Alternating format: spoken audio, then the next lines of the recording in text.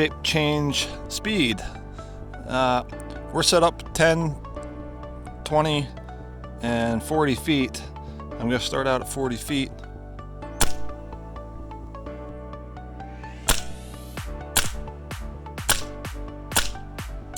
Next is about 10 feet, or 20 feet, I'm sorry. Pointed first, right to the hollows.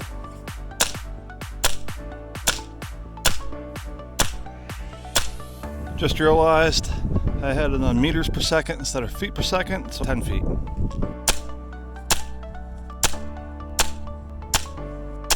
There you have it. I'll let you make your own decisions on these, but those were both 14.3 grain pellet. The only difference was one was pointed, one was hollow. Thanks, subscribe.